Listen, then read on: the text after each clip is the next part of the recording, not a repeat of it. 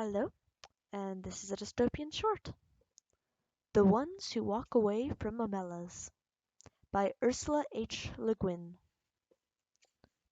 With a clamor of bells that set the swallows soaring, the festival of summer came to the city Omelas, bright towered by the sea. The rigging of boats in harbour sparkled with flags. In the streets between houses, with red roofs and painted walls, between old moss-grown gardens and under avenues of trees, past great parks and public buildings, processions moved. Some were decorous, old people in long, stiff robes of mauve and grey, grave master workmen, quiet, merry women carrying their babies and chatting as they walked. In other streets the music beat faster, a shimmering of gong and tambourine, and the people went dancing. The procession was a dance. Children dodged in and out, their high calls rising like the swallows crossing flights over the music and the singing. All the processions wound towards the north side of the city, where on the great water meadow called the green fields, boys and girls, naked in the bright air, with mud-stained feet and ankles and long, lithe arms, exercised their restive horses before the race. The horses wore no gear at all, but a halter without bit. Their manes were braided with streamers of silver, gold, and green. They flared their nostrils and pranced and boasted to one another. They were vastly excited, the horse being the only animal who has adopted our ceremonies as his own. Off, far off to the north and west the mountains stood up, half encircling Omelas on her bay. The air of morning was so clear that the snow still crowning the 18 peaks burned with white gold fire across the miles of sunlit air under the dark blue of the sky. There was just enough wind to make the banners that marked the race course snap and flutter now and then. In the silence of the broad green meadows one could hear the music winding through the city streets, farther and nearer and ever approaching, a cheerful faint sweetness of the air that from time to time trembled and gathered together and broke out into great joyous clanging of the bells. Joyous! How is one to tell about joy? How describe the citizens of Melis? They are not simple folk, you see, though they were happy. But we do not say the words of cheer much any more. All smiles have become archaic. Given a description such as this, one tends to make certain assumptions. Given a splendid stallion and surrounded by his then, given a description such as this, one tends to look for the king, mounted on a splendid stallion and surrounded by his noble knights, or perhaps in a golden litter borne by great muscled slaves. But there was no king. They did not use swords or keep slaves. They are not barbarians. I do not know the rules and the laws of their society, but I suspect that they were singularly few. As I did without as they did without monarchy and slavery, so they also got on without the Stocks Exchange, the advertisement, the secret police, and the bomb. Yet I repeat that these were not simple folk, not dulcet shepherds, noble savages, bland Utopians. They were not less complex than us. The trouble is that we have a bad habit, encouraged by pedants and sophisticates, of considering happiness as something rather stupid. Only pain is intellectual, only evil interesting. This is the treason of the artist, a refusal to admit the banality of evil and the terrible boredom of pain. If you can't lick 'em, join 'em. If it hurts, repeat it. But praise despair is to condemn delight. To embrace violence is to lose hold of everything else. We have almost lost hold. We can no longer describe a happy man, nor make any celebration of joy. How can I tell you about the people of Amelis? They are not naive and happy children, though their children were in fact happy. They are mature, intelligent, passionate adults whose lives were not wretched. Oh, miracle! But I wish I could describe it better. I wish I could convince you. Omelas sounds, in my words, like a city in a fairy tale, long ago and far away, once upon a time. Perhaps it would be best if you imagine it as your own fancy bids, assuming it will rise to the occasion, for certainly I cannot suit you at all. For instance, how about technology? I think that there would be no cars or helicopters in and above the street. This follows from the fact that the people of Amelis are happy people. Happiness is based on a just discrimination of what is necessary, what is neither necessary nor destructive, and what is destructive. In the middle category, however, that of the unnecessary but undestructive, that of comfort, luxury, exuberance, ethic. They could perfectly well have central heating, subway trains, washing machines, and all kinds of marvelous devices not yet invented here. Floating light sources, fuelless power, a cure for the common cold, or they could have none of that. It doesn't matter, as you like. I incline to think that people from towns up and down the coast have been coming into Omelas during the last days before the festival on very fast little trains and double-decked trams, and that the train station of Omelas is actually a handsome building in town, though plainer than the magnificent farmers' market. But even granted trains, I fear that the Omelas so far strikes you, some of you, as goody-goody. Smiles, parades, horses, blah. If so, please add an orgy. If an orgy would help, don't hesitate. Let us not, however, have temples from which issue beautiful nude priests and priestesses already half in ecstasy and ready to copulate with any man or woman, lover or stranger who desires union with the deep godhead of the blood. Though that was my first idea. But really, be better not to have any temples in Amelis. At least, not manned temples. Religious, yes. Clergy, no. Surely the beautiful nudes can just wander about, offering themselves like divine souffles to the hunger of the needy and the rapture of the flesh. Let them join the processions. Let tambourines be struck above the copulations, and the glory of desire be pronounced upon the gongs. And a not unimportant point, let the offspring of these delightful rituals be beloved and looked after by all. One thing I know is there is none of an Amelis is guilt. But what else should there be? I thought at first there were no drugs, but that is puritanical. For those who like it, the faint, incessant sweetness of druse may perfume the ways of the city, druse which first brings a green lightness and brilliance to the mind and limbs, and then after some hours a dreamy languor, and wonderful visions of at last the very arcana and innermost secrets of the universe, as well as exciting the pleasure of sex beyond all belief. And it is not habit forming. For more modest tastes, I think there ought to be beer. What else? What else belongs in the joyous city? The sense of victory, surely, the celebration of courage. But as you did without clergy, let us do without soldiers. The joy built upon successful slaughter is not the right kind of joy. It will not do, it is fearful and it is trivial. A boundless and generous contentment, a magnanimous celebration felt not against some outer enemy, but in communication with the finest and fairest in the souls of all men everywhere, and the splendor of the world's summer.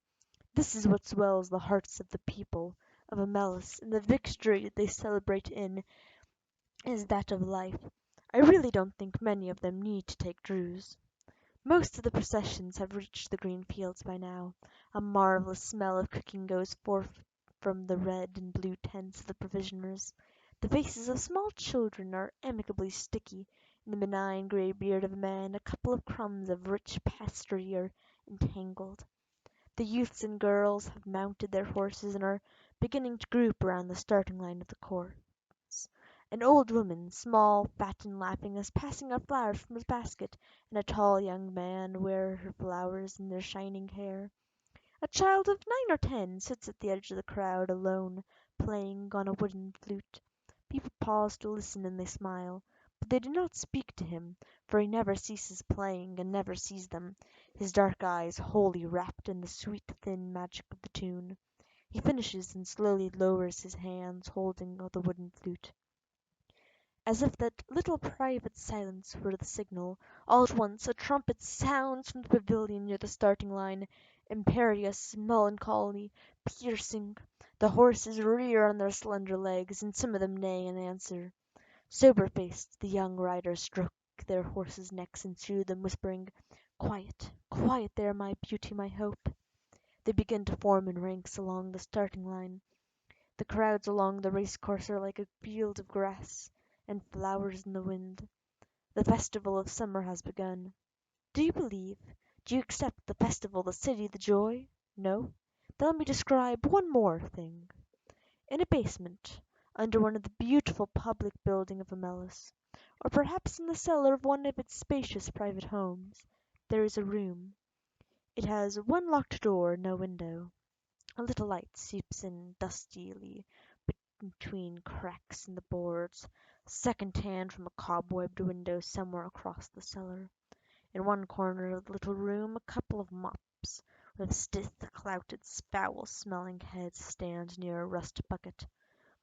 The floor is dirt, a little damp to the touch, as a cellar dirt usually is. The room is about 3 paces long and 2 wide, a mere broom closet or disused tool room. In the room a child is sitting. It could be a boy or a girl. It looks about 6, but is actually nearly 10. It is feeble-minded. Perhaps it was born defective, or perhaps it has become imbecile through fear, malnutrition, and neglect. It picks its nose, and occasionally fumbles vaguely with its toes or genitals as it sits hunched in the corner farthest from the bucket and the 2 mops. It is afraid of the mops. It finds them horrible. It shuts its eyes, but it knows the mops are still standing there, and the room is locked, and no one will come. The room is always locked, and no one ever comes, except that sometimes the child has no understanding of time or interval. Sometimes the door rattles terribly and opens, and a person or several people are there. One of them may come in and kick the child to make it stand up. The others never come close, peer at it with frightened, disgusted eyes. The food bowl and the water jug are hastily filled. The door is locked, the eyes disappear. The people at the door never say anything, but the child, who has not always lived in the tool room, and can remember sunlight and its mother's voice, sometimes speaks. "I will be good," it says. "Please let me out. I will be good." They never answer. The child used to scream for help at night, and cry a good deal, but now it only makes a kind of whining and it speaks less and less often. It is so thin that there are no calves to its legs. Its belly protrudes. It lives on a half bowl of cornmeal and grease a day. It is naked. Its buttocks and thighs are a mass of festered sores as it sits in its own excrement continually. They all know it is there, all the people of Omelas. Some of them have come to see it, others are content merely to know it is there. They all know that it has to be there. Some of them understand why, and some do not, but all understand that their happiness, the beauty of their city, the tenderness of their friendships, the health of their children, the wisdom of their scholars, the skill of their makers, even the abundance of their harvest, and the kindly weathers of their skies, depend wholly on this child's abominable misery. This is usually explained to children when they are between 8 and 12, whenever they seem capable of understanding, and most of them who come to see the child are young people, though often enough an adult comes or comes back to see the child. No matter how well the matter has been explained to them, these young spectators are always shocked and sickened at the sight. They feel disgust, which they had thought themselves superior to. They feel anger, outrage, impotence, despite all the explanations. They would like to do something for the child, but there's nothing they can do. If the child were brought up into the sunlight out of that vile place, if it were cleaned and fed and comforted, that would be a good thing indeed.